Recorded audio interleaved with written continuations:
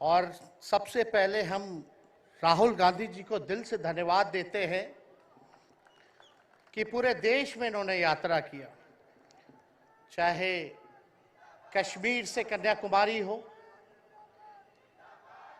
या पश्चिमी राज्यों से लेकर के हमारे नॉर्थ ईस्ट स्टेट से लेकर के हर जगह राहुल जी ने यात्रा की है और एक पैगाम, एक संदेश देने का काम किया है, जो कि आज के दौर में बहुत ही जरूरी है, प्रासंगिक है। आज एक तरफ जहां नफरत फैलाया जा रहा है, जहां टकरार की बात की जा रही है, जहां प्रोपेगेंडा किया जा रहा है, जहां देश के संवैधानिक संस्थानों को हाईजैक किया जा रहा है, अस्थाई सरकारों को, चुनी हुई सरकारों को, लोकतंत्र में मतदान जो आप लोगों ने किया वैसी सरकारों को खरीदा जा रहा है, ईडी सीबीआई के जरिए डरा करके तोड़ा जा रहा है, गिराया जा रहा है। जहां सच नहीं केवल झूठ का प्रोपेगेंडा चलाया जा रहा है, संविधान लोकतंत्र पे खतरा है, वहां आदरणीय राहुल गांधी जी ने सभी लोगों को जोड़ने के लिए, देश के लोकतंत्र को बचाने के लिए, देश के संविधान को बचाने के लिए, अमन चैन भाईचारा कायम करने के लिए, नफरत को हराने के लिए इन्होंने जो भारत जोड़ो यात्रा किया है, इसके लिए हम दिल से धन्यवाद इनको देना चाहते हैं, कांग्रेस पार्टी को देना चाहते हैं।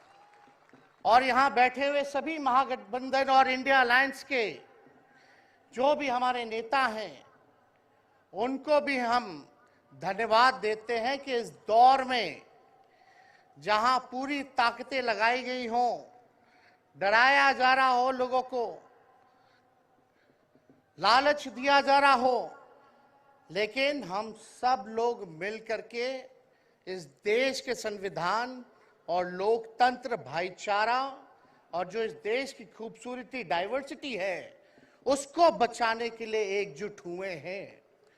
कोई मोदी जी को हराने के लिए नहीं, उस सोच को हराने के लिए जो देश को बांटना चाहती है, उसके लिए हम लोग एक हुए हैं।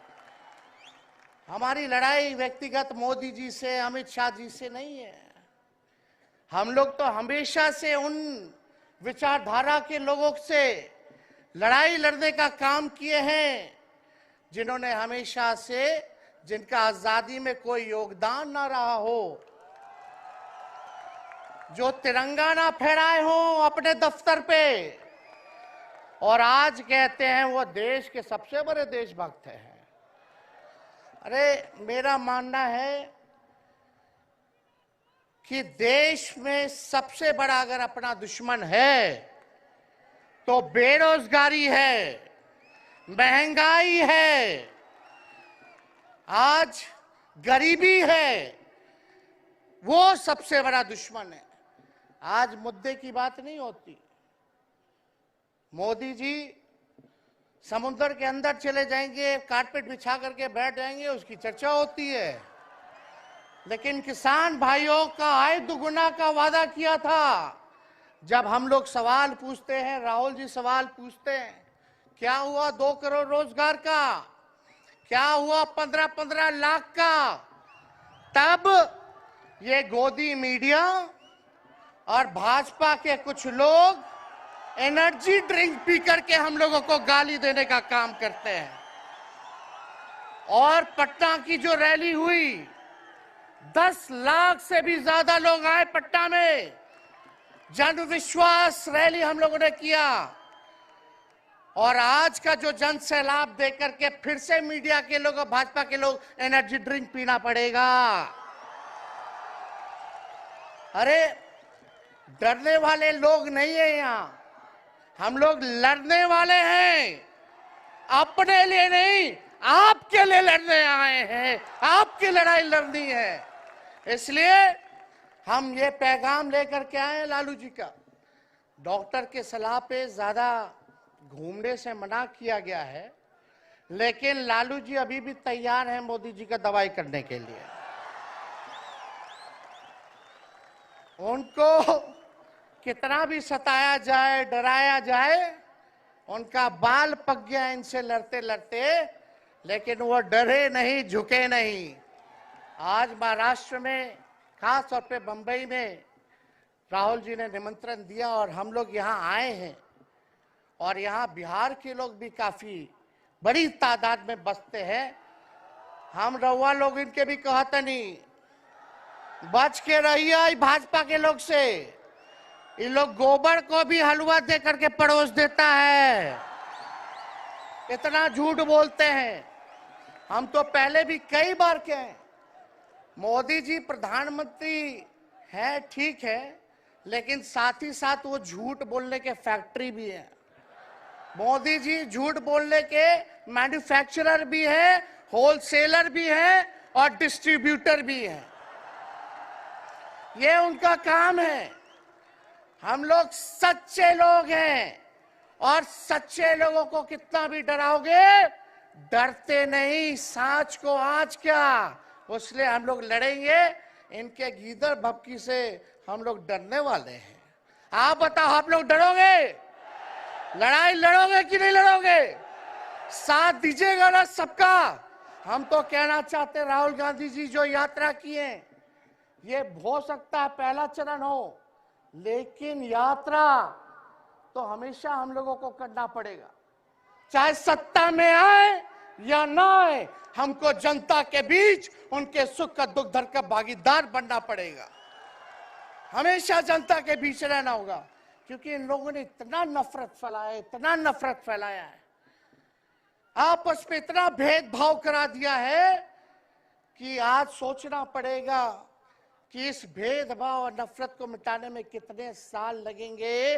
इसके लिए हमको हमेशा सब लोगों के बीच, जनता के बीच रहना होगा। और जो प्यार का, और जो आप कहते हैं जो दुकान खोला है, मोहब्बत की दुकान, इसको बंद मत कीजिएगा कभी।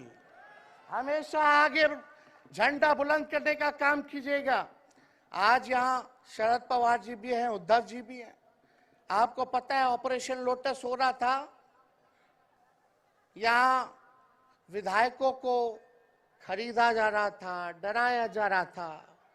या एक बात बता देते हैं, आज महाराष्ट्र सरकार में जितने लोग बैठे हैं, कोई लीडर नहीं है, सब डीलर है।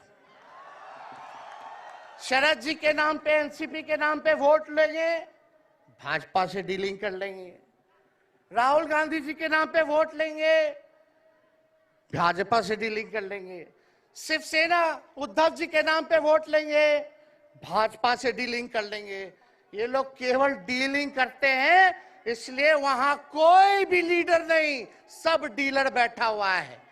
और जो डरे डरे लोग गए, अच्छा हुआ चले गए, उससे कोई फर्क पड़ने वाला नहीं है।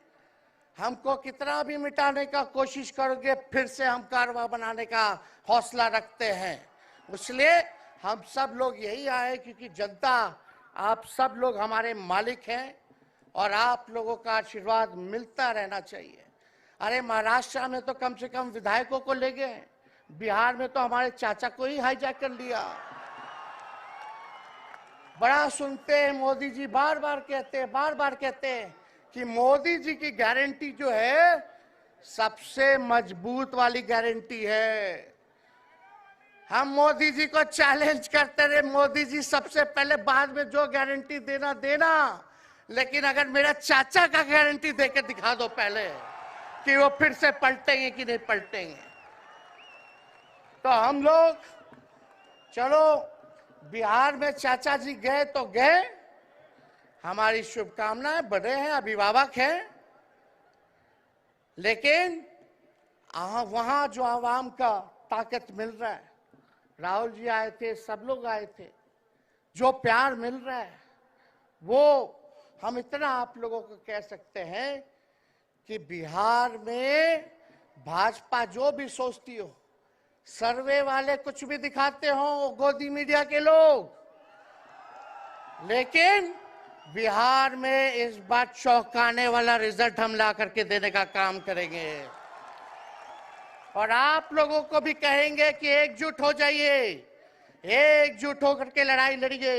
ये मोदी जी क्या बोलते हैं, 2 करोड़, हम मोदी जी को चैलेंज करके बोलते हैं 17 महीने केवल डिप्टी सीएम हम बिहार के रहे, 5 लाख लोगों को सरकारी नौकरी दिया। मोदी जी अपने 10 साल में भी 5 लाख क्या कितना नौकरी दिए ये बता नहीं सकते। चैलेंज देते हैं कितना सरकारी नौकरी दिया। सबसे ज्यादा बहाली रेलवे का आता था, सब चीज प्राइवेटाइज कर दिया गया, खत्म कर दिया गया। आर्मी में आता था, उसको जो है क्या किया आप सब लोग जानते हैं, कॉन्ट्रैक्ट पे सारा चीज कर दिया गया। तो इसलिए आप सब लोगों का प्यार मिलता रहे। ज्यादा समय हम नहीं लेंगे। सभी गणमान्य व्यक्तियों को, हमारे अभिभावक नेताओं को आप लोगों को संदेश देना है, वो अपनी बात को आप लोगों के समक्ष रखेंगे। लेकिन आप सब लोग एक नारा लगाइएगा, हम बोलेंगे भाजपा भगाओ, आप सब बोलना देश बचाओ। भाजपा भगाओ, भाजपा भगाओ। बहुत बहुत धन्यवाद। जय हिंद, जय महाराष्ट्र।